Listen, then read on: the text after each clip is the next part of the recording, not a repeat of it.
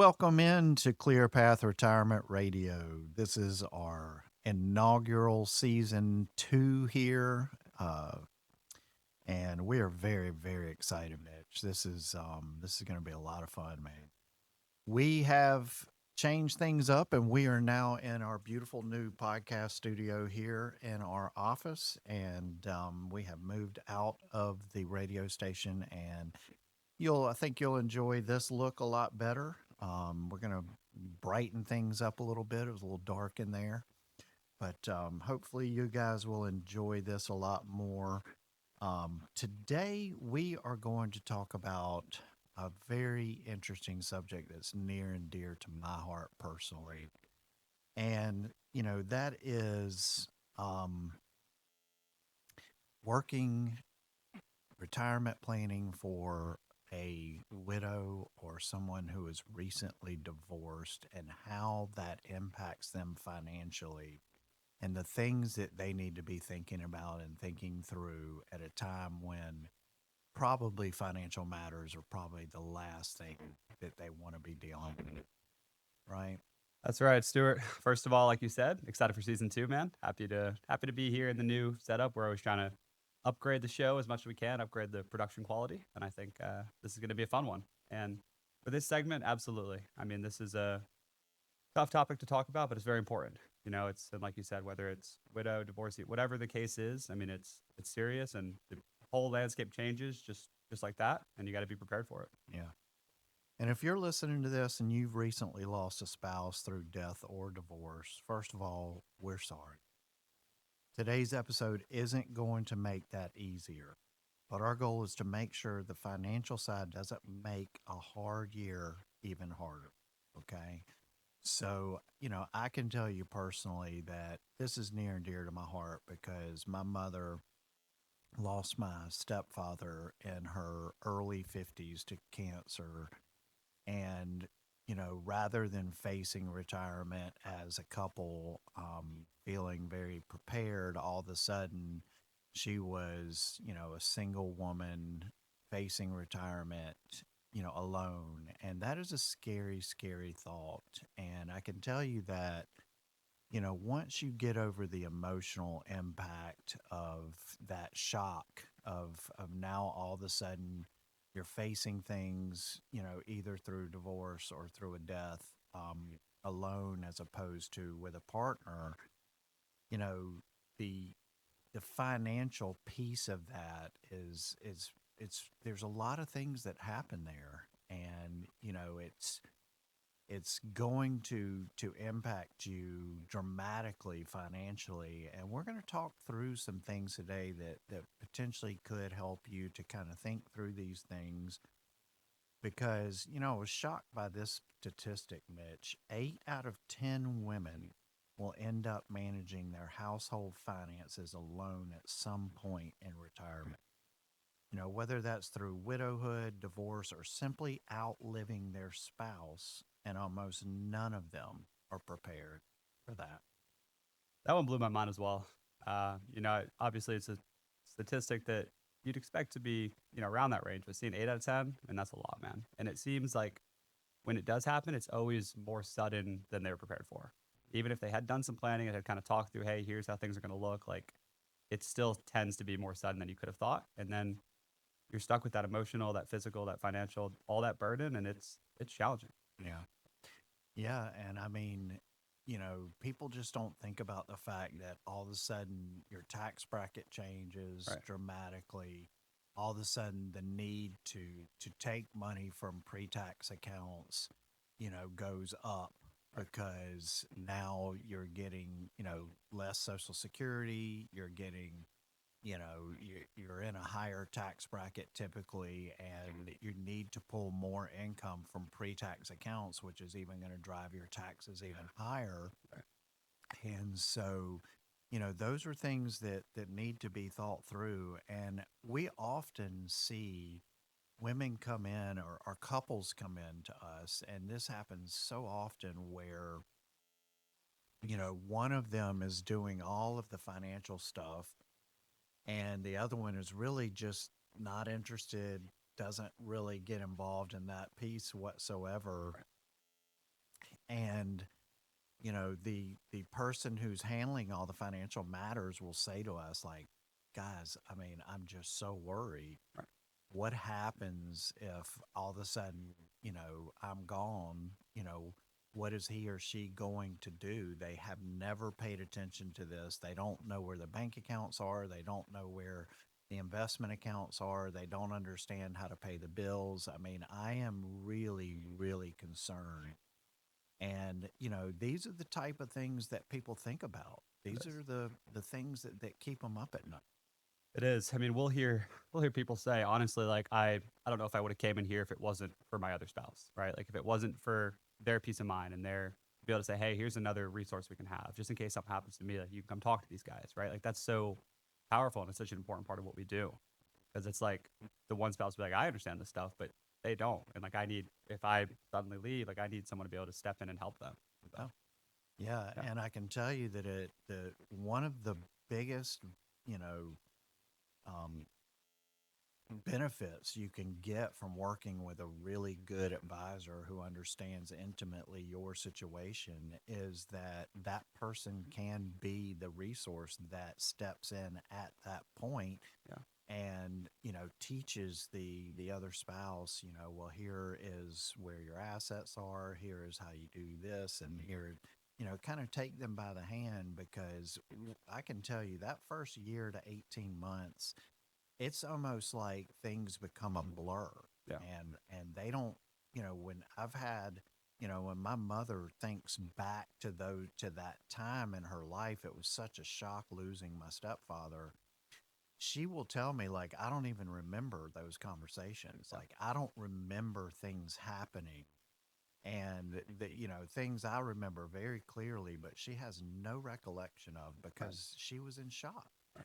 And that brings me to one of the big major rules that I think makes perfect sense is if you do lose a spouse, either pre-retirement or in retirement, the number one rule should be you don't make any major financial decision for at least a year. Right. And that is just a very, very good rule of thumb to have in those type of instances, because I have now in my 2.5 decades have worked with countless widows and widowers, and I can tell you that we have stuck to that rule and to not make any major changes in that first year and maybe even 18 months Yeah. before we really, really start to discuss changing the plan and getting things, consolidated and changing things around, because that person is just not going to be in the right place to be making those decisions. And that's often when people make the biggest mistake. It is. And that's when we see, when it's not a client we've already had, when we be a recently widowed or, divorced situation and it's the first couple months, that's when they're the most stressed. When they come in and they're like, hey, I'm trying to change all this stuff. Like I talked to this person. They said I need to do this. I talked to my friend and she said I need to do that. They hear all this conflicting information that might not align with where they're at. And it usually never does, right? They're, like you said, almost grayed out. You don't even really know what's happening. And to try to take all this information from all these different places, you're reading this online. Here's the things you should do. It's stressful. And that's when people come in and they're like, I just can't do this. Like, I don't know what to do. I'm trying to do everything and nothing all at the same time. And it's hard. Yeah. Hard. Yeah. I mean, women typically outlive their husbands by 6 to 8 years. Yeah. So statistically speaking, the chances of that burden falling on you at some point is extremely high. It is.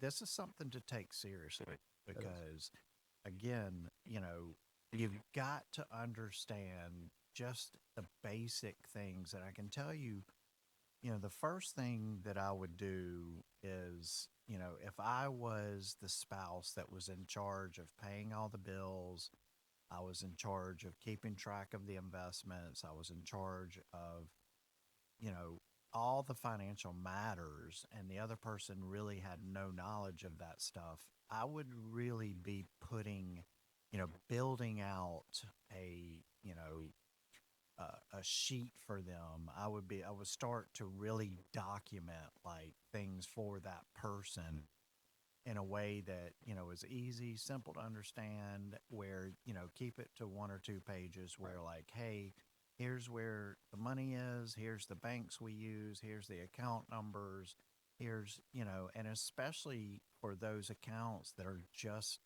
not joint accounts, Right. because, those, listen, there's already enough things to do when you lose a spouse. To having to navigate the financial landscape of all of these things and try to figure out, okay, what goes through probate, what can I access immediately, it's a nightmare if you haven't planned and really, have an idea and an action, steps to take in this sort of environment. And I can just tell you that everything you document and every time you put into, you frame it like, hey, if something were to happen to me, here's the first things you're going to do. And if that involves like giving them, my business card and saying, just call this guy, he's going to make sure everything gets taken care of. Right. We don't mind being that resource. And Uh-huh. that does give our clients peace of mind to know that we're going to step in at that point and really give that person good advice, good guidance, and make sure that financially they're able to navigate it. Because again, the emotional side of things is enough, and the financial stuff is just, you know, when you have to navigate it all and you don't really have any kind of roadmap or plan, that can break people, and that can really send them into a spiral that's hard to get out of. And we don't want to see that. We want to see you, you know, be able to navigate that in a way that's dignified and that it gives you, um, the closure and peace that you're going to need eventually to move forward with your life.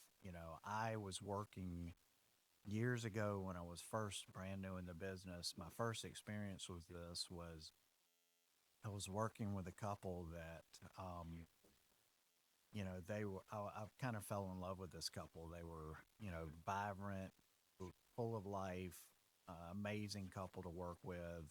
Um, and the wife and I just clicked right away. And, she had, um, done extremely well in real estate, and he worked for the state, and she was winding things down and had kind of picked a retirement date that she was comfortable with and was getting very excited. And they were very outdoors, type of people, love to hike, love to travel. They had all kinds of plans. We had really, I that's the thing I enjoy the most, is hearing about like, what does retirement Yeah. look Yeah. like? What are you guys going to do? What kind of fun are you going to have? Are you, what kind of trips you want to take, and all of those things. And so we had shared a lot of that with each other, and I was super excited for them. And the husband was just kind of having a hard time committing and giving me a date when he was finally going to pull the trigger.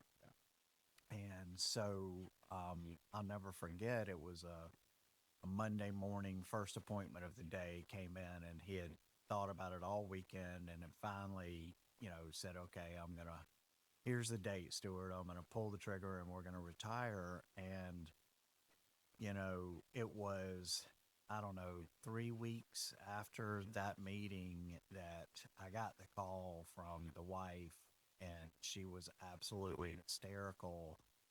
And the husband was leaving work, that day, and got into his truck in the parking lot and had a massive heart attack and left us. And it was devastating. I was only a couple years into my career, and I had just, this is the first time I'd ever had that happen, and it really caught me off guard. And because they both seemed like they were in just peak health and peak conditioning, and you know, it taught me so much because that lady, that wonderful wife of his is still a client to this day. I can say 23 plus years later, we still talk on a regular basis. And, I really, because of what I'd seen my mother go through just a few years before that with my stepfather, I was able to really step in and, give her guidance. Spent an incredible amount of time just because I truly cared about this lady and really felt like she was family, and spent a lot of time with her and got her, she didn't do a lot of the financial stuff, and we got her educated on what they had. Good news is she was, fine financially, and she was in a good position financially, but you know, just going and trying to figure out how did she get his pension, how does she get, all the Right. things that entailed was not just a learning experience for me, but it was, a learning experience for her, and we learned together. Yeah. And I can honestly say that, over the years, I think about it a lot as we have lots of other recently divorced and widowed people that we've worked with and have come in to see us, and I lean on the things that I learned at that time. But these things happen, They guys, do. and you have to be real. And we can't just live with blinders on and think it's never going to happen to us, because it can and will. And again, with women outliving men, statistically, the chances of it falling on the woman are very, very high. And you need to understand, some pretty basic stuff. And Yeah. that's going to give you, alleviate a lot of anxiety and a lot of stuff the more that you're prepared for these things. And so, let's talk through, some of the the stuff that you can kind of be thinking about as you go through this process. And you want to do all of this well before you do lose a spouse. But like we said, first thing would be is if and when you do lose a spouse, not to make any major financial decisions for at least a year to 18 months. I feel like that is a solid rule of thumb. Yeah. The second one would be, document in a very simple, easy to understand way, where bank accounts are, what the account numbers are, where investment accounts are, what insurance policies you own, all of the medical insurance information, all of the pertinent financial stuff. How do you pay the electric? How do you pay the gas bill? How do you, these very, very simple, basic things, and document that into a format for your spouse. And, just in case, you're not there all of a sudden and they have to learn this stuff Yeah. and have to continue to live life. And, the other thing I would say is automate payments as much as possible. Yeah. I was going to talk about expenses too. A lot of people, Stuart, we hear all the time. It's like people would assume naturally that when, one spouse leaves us, that expenses are kind of in half, right? They're like, oh, it's one person, so it's going to cut in half. But what we find is 90 something percent of the expenses are relatively the same. I mean, you have your living expenses, you have insurance, you have taxes, you have, the things to keep the household running. You've got cars, you've got all the normal things. Maybe there's some less food, but other than that, a lot of the expenses stay the same. So understanding on the front end, if you're, still in a married situation, what the expenses are and making sure both people know what is going to stay the same, right? And having a good grip on that on the front end. So then if something happens suddenly, the remaining spouse can easily manage through that and understand, okay, this is what has to be paid. This is how to keep everything up. This is what it doesn't need to be paid, and really manage through that. Yeah. Yeah, and so let's talk about some of the financial things that are going to change pretty immediately. So when you have a retirement age couple that are both collecting Social Security, and something happens to one of them, the surviving spouse gets the larger of the two Social Security checks, Right. and the smaller one goes away. A lot of people do not No, understand. absolutely. Okay, so very important that you understand that the the larger check goes to the survivor, no matter whose check that is, Right. and the smaller check goes away, right? Another thing that we see a lot of times is that, you know, someone has a pension plan. Yep. And I can tell you that, a lot of times when they're talking to us about their pension, and maybe they've made their pension election already where they've decided how they're going to receive that pension, they can't tell us or remember if they took life only or if they left a survivor benefit on that pension, meaning, if something happens to that person, does the surviving spouse get, half of the income? Do they get all of the income? Do they get none of the Right. income? Right. That is an incredibly important thing when it comes to financial planning to understand, does that income continue? Right. And, if you selected the highest amount of income you could receive, but left your spouse, no income if something happens to you off of that pension, then I'm not saying that was the wrong decision, Yeah. but I'm saying it's important to understand that that's the decision you made. And what that may tell us is you have a larger need for like life insurance to Right. leave your survivor, assets or income in a way that can kind of help offset that big pension that you're drawing. Yeah. And so that decision is a critical decision if you are making that pension election decision and you are confused and you're not really sure what to do and you're not sure how, what's the best choice for you and your very specific situation, that's exactly the type of thing that we can help you think through and that we can model out and to really take a deep dive on and to make sure that you make the right selection that's going to fit your needs the best.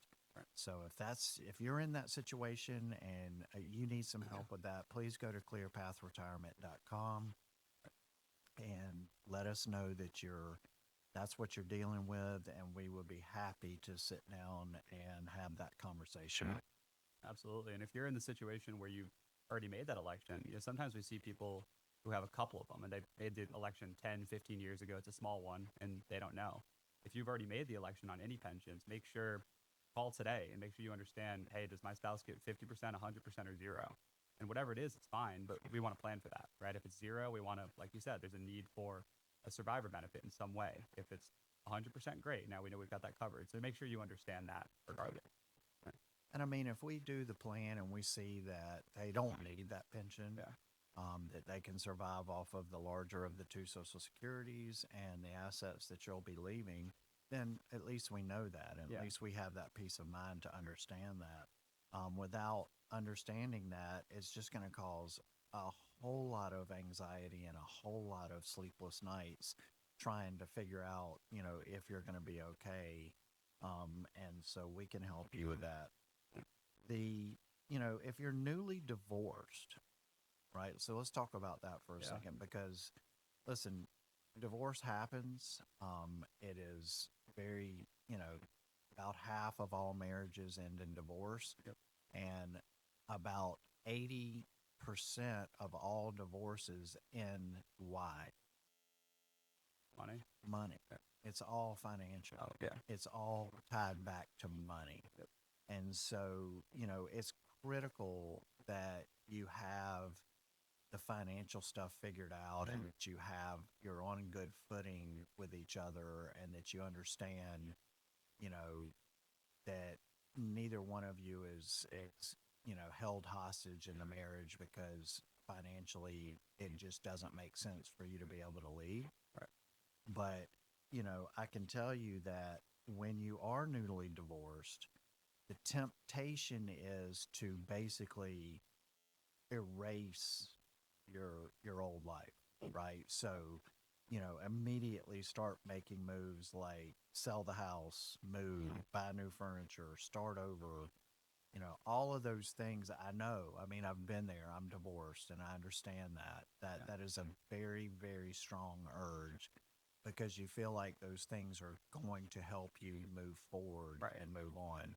But it's not always the best financial decision. And so if you're feeling that way, if you're going through a divorce and you're feeling that way, and you're feeling anxious about, moving on with your life and creating a new and exciting life for yourself outside of that marriage, you know, get with a financial advisor before you start making drastic moves and doing those sort of things because, we can often, maybe it is fine. Yeah. Maybe you do Right. have the assets to do those things, but maybe you don't. Right. And that's the kind of thing that we need to take a look at and really understand. Um, you know, the wrong move can cost you, for the next 20. Yeah. So be careful when you're making drastic moves like that. I understand you're upset. Right. I understand you're hurt. And it feels like the right thing to do. And, we've all been there. Yeah. Thankfully, Mitch hasn't yet. Knock on wood. I hope you never do have to go through it because it's really devastating. I'm sure.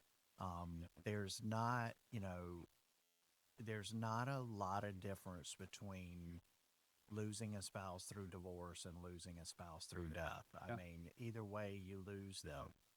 And sometimes losing through divorce can hurt even worse in a way because you know that person is somewhere else living a different life, possibly with someone new or, whatever the case there's may a million. be. And those things, those things hurt. That will get you. And they really do. And it can cause you to really make some poor financial. Right. And that's what we don't want. We want you to be slow and steady and deliberate and make really good, logical financial moves. And you can get there, but you just need to take your time and be smart about how you do that. Yeah, absolutely. I mean, that's one of the best benefits of having someone to come talk to, right? Having, almost that counseling in the way to say, hey, look, we understand how you feel. We can't give you professional guidance on the emotional side, but let's address this side, right? And kind of piece the two together and talk through it. And it's nice to have someone to come talk to that about. Yeah. Yeah. And I mean, a lot of times, one of the things that we've seen when it comes to Social Security is you can claim the survivor benefit as a surviving spouse at age 60. Mm-hmm. And people miss that all the time. They do. The earliest that you can claim Social Security in the normal realm of things is 62. Yeah. But if you lose a spouse and you're under the age of 60, you can potentially go ahead and claim survivor benefits at age 60. And a lot of people need to understand that because that can be a huge financial impact if you can start getting a check coming through the door at 60 as opposed to 62. It is. And there's a huge, there's one remaining trick left with Social Security. 10 years ago, you used to be able to take, the spousal benefit and let yours roll up and switch later. You can't do that anymore, but you can with the survivor benefit. Yeah. So you can take, you can take the survivor benefit at 60, right? If you're around that age and you've lost a spouse and you're married 10 years, you can take the survivor benefit at 60, let yours roll up to full retirement age and then switch. It's like one of the last methods we have to do that after they repealed the old one, but you can still do that. So you can switch between the survivor benefit and your own benefit, which is a really good strategy. If your benefit, on your own work history, outgrows the survivor benefit by age 70, which is more than statistically speaking should do. By 70, right. By 70, no doubt. Then you can switch from the survivor benefit that you locked in at 60 and over to the higher benefit at age 70. And most people just want, if you don't know, you don't know. And we always talk about Social Security is not going to tell you that, right? They're just going to say, oh, you want to claim? Sure. They're not going to tell you how to optimize it. So, Yeah, and I think another thing that people miss is, when their ex-spouse passes away. oh, yeah. So a lot of times, what people don't realize is if your ex-spouse dies and you were married at least 10 years and you aren't remarried before age 60, you can claim a survivor benefit on their record up to 100%, just like the widow. This is one of the most overlooked benefits in retirement planning. So let me say that again. If your ex spouse passes away and you were married at least 10 years and you aren't remarried prior to age 60, you can claim survivor benefit on their record up to 100%. So, very, very important to know, very, very overlooked when it comes to retirement planning. So, if you've never thought about claiming against your ex spouse, you certainly can do. Absolutely. And it's, if there's a couple situations there. If the ex-spouse is deceased, you can do that. And if they're still alive, that. And one of the things people misunderstand is if they're alive and you claim that, they don't even have to know. You don't, people are like, I don't want to mess with them, right? People are like, I don't want to call them. I don't want to get my lawyers involved. Like, they don't even get notified. Like, you guys were legally married 10 years. The court sees it that way. The IRS sees it that way. That benefit's as good as yours. But it doesn't even involve them. So people don't do it because of that, but it's a big misconception. Yeah. And if you have multiple ex spouses, Yeah. and you were married to multiple people for over 10 years, you can pick the highest. Yep. So you can pick the highest benefit. So if one of your ex spouses made really good money, you probably want to go with that one. Right. Got to check how they're all doing. Right. All right. So, I think we're at a good point right now, Yeah. Mitch. Let's do Mitch's Market Minute this week. Take it away, bud. First one of the new season. All right. I'm excited. I'm excited, man. We've got a ton of stuff going on. As always, all last season, we're going to keep the same format where we kind of just quickly address where we're at today in the market. Try to keep things super simple. Talk about one or two main things that we're watching, and then what are we talking with clients about, right? What have we been dealing with? There's a lot going on right now. So I'll try to keep it simple. The market is doing quite well still. We've had a little bit of a sell-off last week with all the uncertainty with the war, and some of these tech stocks were coming down a bit. But as of a couple days ago, now the ceasefire nuclear deal is finally announced. We've seen a back and forth on this 100 times, right? We've seen them say, oh, it's, ceasefire and then no ceasefire. But now they're saying it's done. It's about to get signed. So hopefully we're at the end of this. We've been all wanting to be done with this whole Middle Eastern war for the last 3 months now. Hopefully this is the end of it. So stocks did quite well yesterday. And the other main thing we're watching, and oils came down a ton, which has helped a lot, right? We've seen oils at 75 or so a barrel as far as this morning goes. So oils came down a lot, which we talked about a lot last season, where when oil was up, a lot of the stocks were down because of the fear. The Hormuz Strait was blocked and ships couldn't move through, and oil prices were elevated, and that caused a lot of fear in the stock market. So we're seeing some of that fear subside. The other big thing we've got today is the new Federal Reserve Chair's first call. This is highly anticipated, and we think it'll be a bit of a letdown because the Fed is kind of pigeonholed right now to where they can't really cut rates yet. Last May, CPI was at 4.2%, which is the highest we've seen in a couple of years. And they're not going to be in a position where they can really lower rates. So we've been talking about this a lot last season. We have a new Fed chair, which is great, but he can't just come in and start cutting rates, right? And we don't think he's going to raise. There's a 97% chance on the futures market that it holds, which means they're not going to raise the rates or cut the rates, which is better than raising. Everyone's just scared of rates going back up, but we don't think rates can start coming back down yet until they start to get that inflation down. There's just too much pressure from the rest of the Federal Reserve, right? So we're looking at the ceasefire deal hopefully getting signed here in the next couple of days. We're looking at oil back down a bit, and we're looking at the new administration in the Federal Reserve, their first day. This is his first call. So a couple exciting things there. The last thing that everyone's been talking about is SpaceX, of course. Crazy. So they just had the biggest IPO in history. This stat actually blew my mind. So their IPO on, last week, last Friday, was bigger than every IPO since 2000 combined, which is insane. Yeah. Wow. Yeah. Bigger than every IPO in the last 26 years combined. And we're big fans. We're big fans of SpaceX. We think it's going to do extremely well.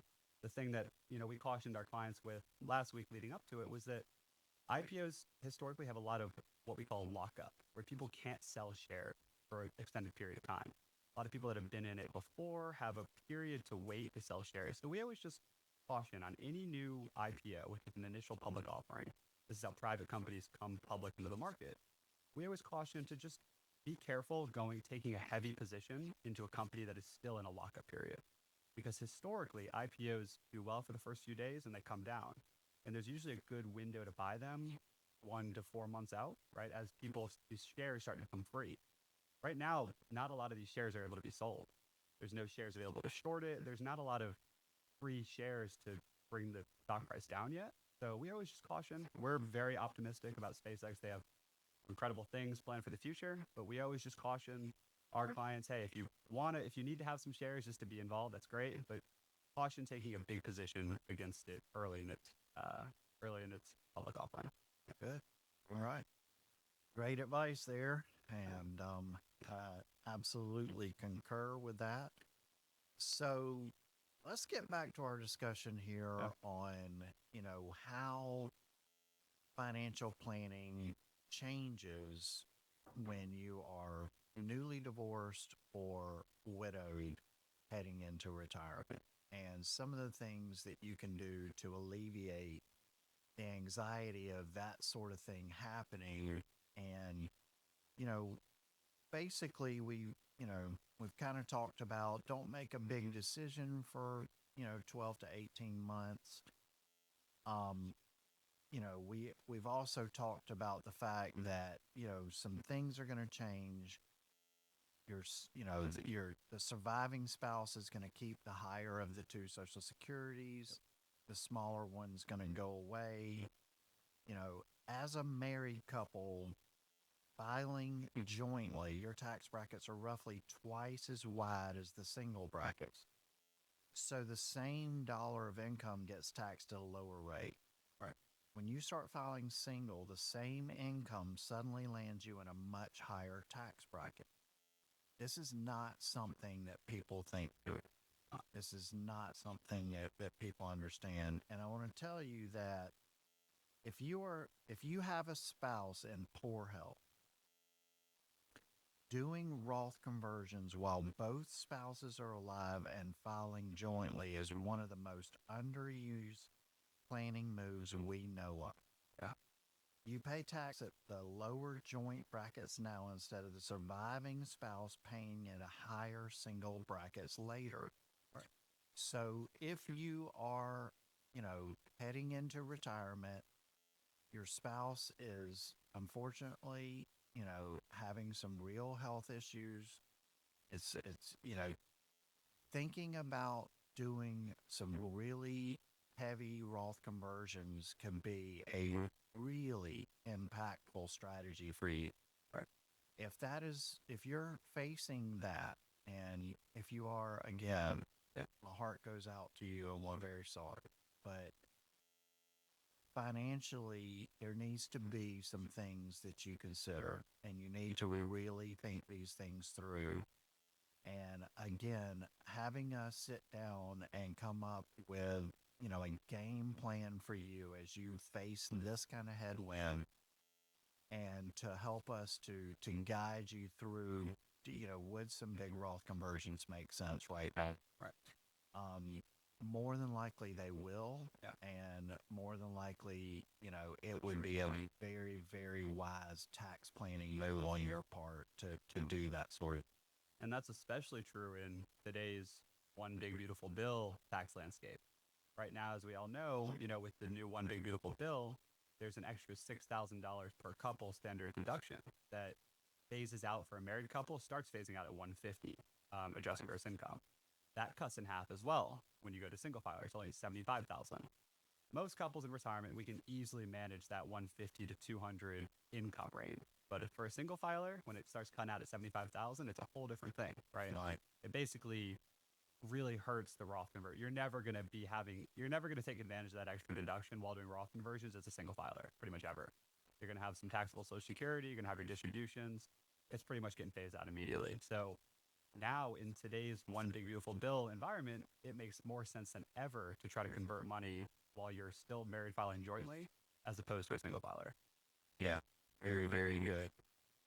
You know, divorce timing matters too. I want to talk about if you're headed for divorce and you're dealing with that again, my condolences. That is a very, very tough thing to do, especially later in life. But your marital status on December 31st determines your filing status for the whole year. So, you know, if your divorce is finalized on December 30th, you file as single for the whole year, which can hurt. So it's worth thinking about the timing of that divorce and exactly when that divorce does get finalized for tax purpose. So just another caveat to think about there and to throw out for people who are facing that to kind of understand that as a single filer, more of your Social Security becomes taxable at lower income levels than it did when you were filing jointly. So, that's another thing to consider, right? I mean, when you go from a married couple to all of a sudden filing single, that is a tax nightmare for a lot of people. And this is something that people need to be, understand on the front end. And, you really want to understand how you're going to be impacted should these things happen. And if you were a married couple in retirement, one of you is facing health issues and you don't know what's going to happen when and if that time comes for that spouse to leave us, then we can help you get clear on it. We can help you. Everybody's situation is unique. Everybody's a little different. Everybody has different assets. Everybody has different income sources. So generalized rules here help, but they're not a catch-all for everything. And so what I'm going to tell you is take an hour, set up a meeting, go to clearpathretirement.com, come sit down, let us take a look at the big picture for you.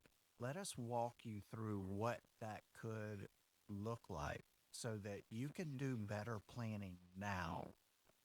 And, there's lots of things we can do. There's a lot. Lots.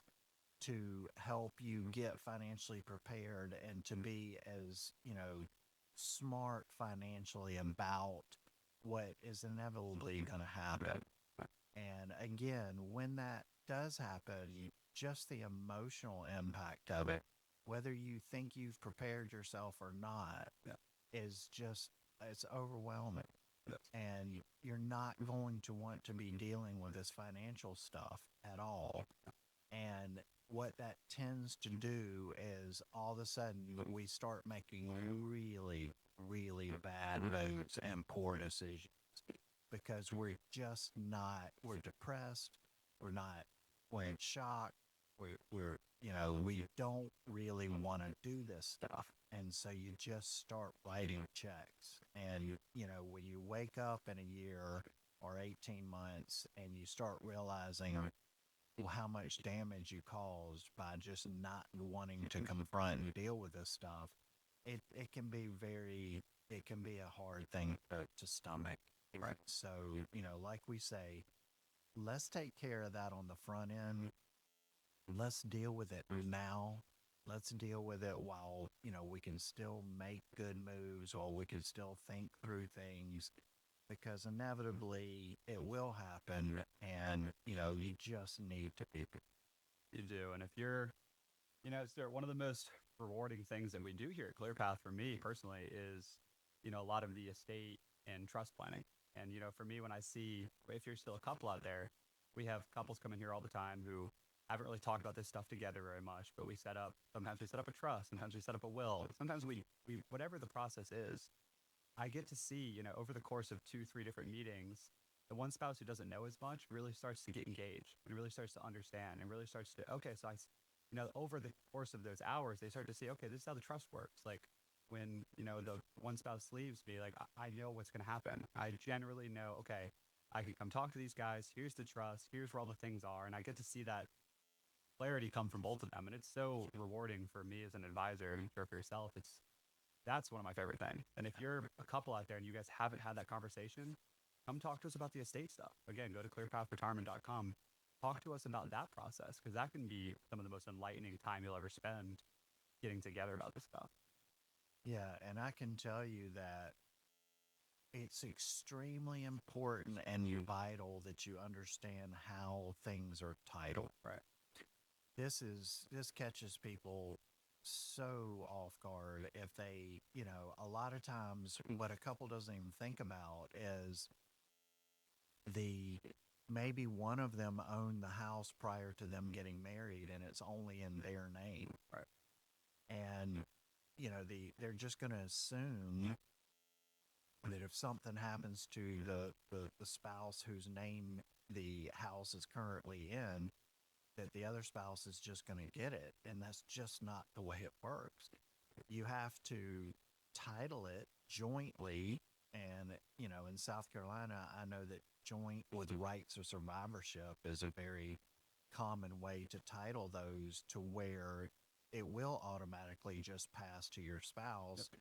And there's really no paperwork, nothing for them to do. And that's how you would want that done. But what they don't realize is if it's still just in one of their names and that person passes away, the other person's got to probate the house that they're living in, which is not ideal. And, on top of that, if they pass away, without a will and they die intestate, meaning without a will in South Carolina, the spouse, even after probate, only gets half of the home or half of all of that person's assets, and the other half is divided amongst their natural children.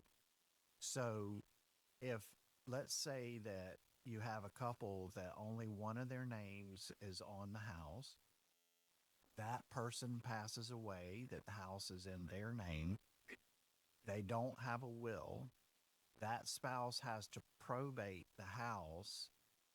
And when probate gets through, they only own half of it, and the children own the other half. Let's say those children are not their children, but they're stepchildren, Right. and they don't really have a good relationship. They could force the sale of that house to get their 50%, and there's nothing that spouse can do. That is not ideal when it comes to estate planning. So, what we always recommend is, first of all, probate is just, I don't know why anybody does probate anymore. It's extremely time consuming and can be expensive.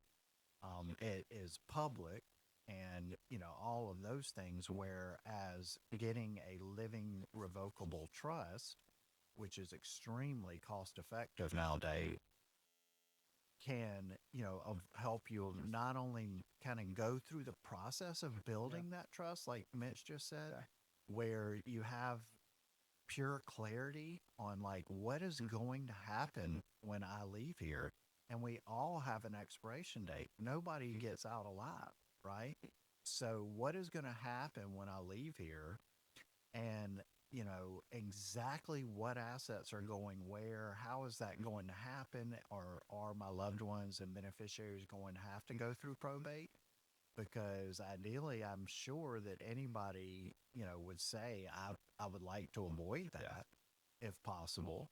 And what a lot of people don't understand is what gets probated, what doesn't get probated, what passes via beneficiary designation, and how does that work? Does my will override my beneficiary designation? No, actually it does not. So we've seen cases where you could have everything spelled out in your will, but you left the beneficiary designation on your 401k at work as your ex-wife, and you never remembered to change it, and you think because I redid my will, I'm good. That is not true. One of the worst ones we see. Guess who's getting the 401k money when you leave? Yep. It's going to be your ex-wife, not your current spouse. So, you have to be clear on this stuff. And that's what going through our process and, especially building out a living revocable trust where, your loved ones don't have to go through probate. Everything passes super smooth and easy to your beneficiaries. It doesn't cost anything once you've got the trust set up and funded correctly. And, again, everybody's going to go through an emotional period when they lose you. Do you want them to have to deal with all this other stuff too? Do you want them to have to be going down and filing probate, dealing with, probate judge and fighting over who's getting what? I mean, you don't want any of that.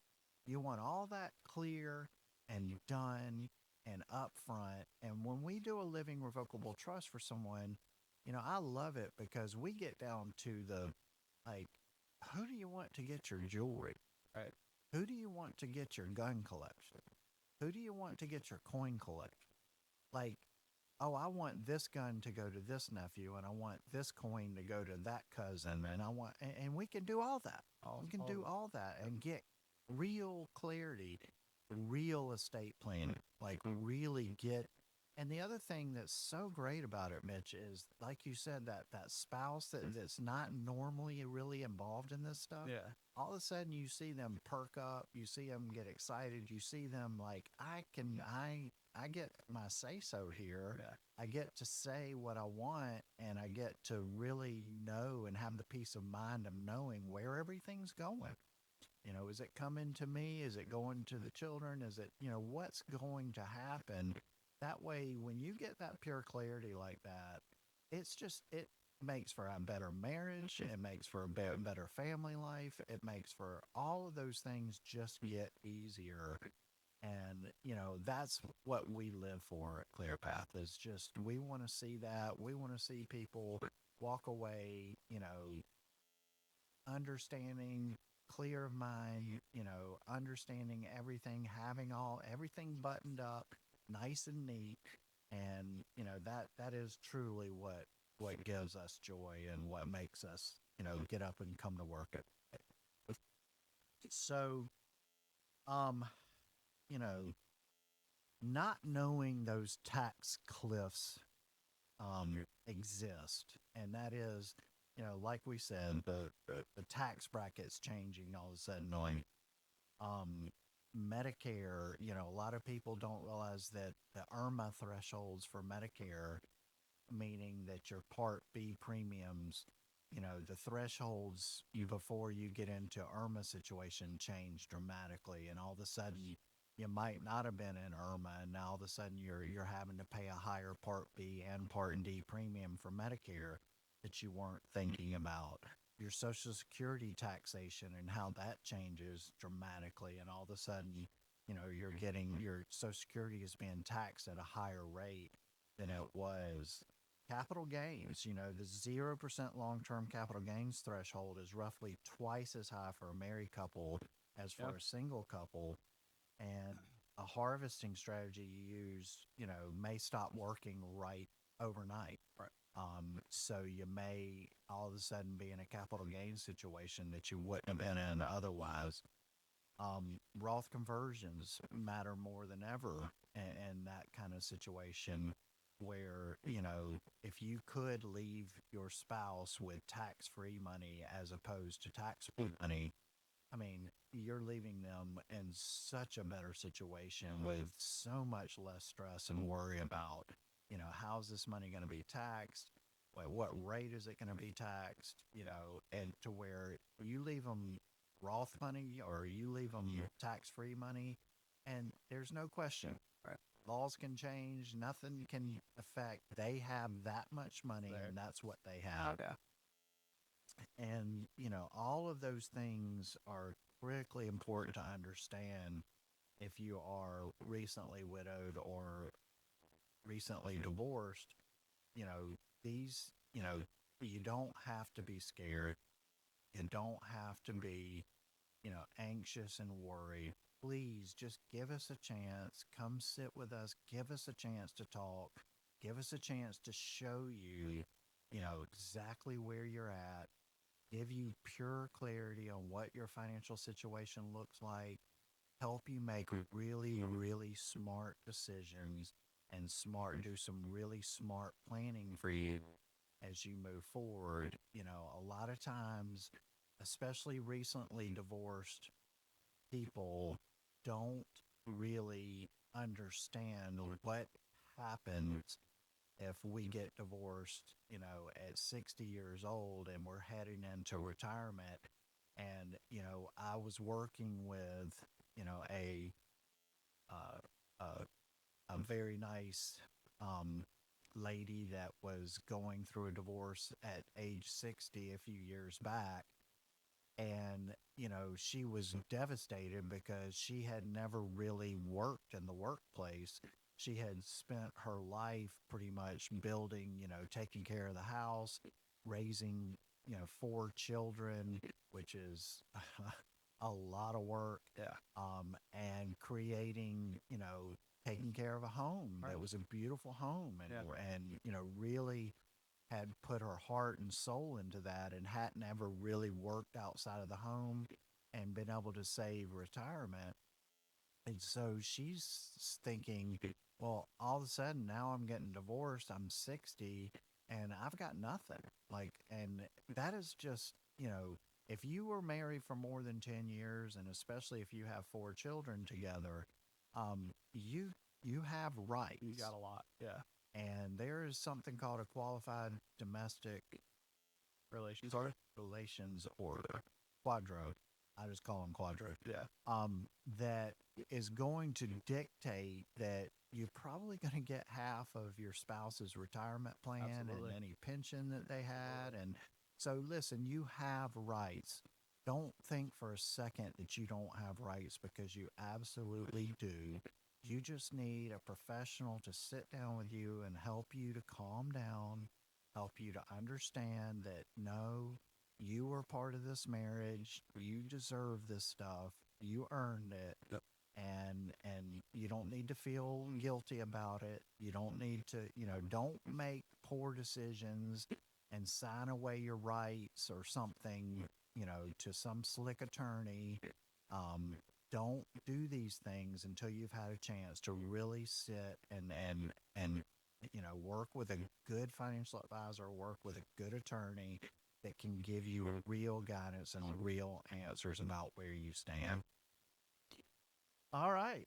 Well, listen, we have had a blast today. This has been like I say, Been a a great one. subject that Yeah. really touches me personally, because I've helped so many divorcees and widowers and through this type of scenario over the last 25 years. I truly have, learned a lot. I've got a lot of experience in this. If you're going through these types of things and you're really concerned, come clearpathretirement.com. Let us know. We'd be happy to sit down and talk to you, take a look at the big picture, and give you real clarity on where you're at and what's going on. We really enjoyed speaking with you guys today. Join us again next week as usual. Yep.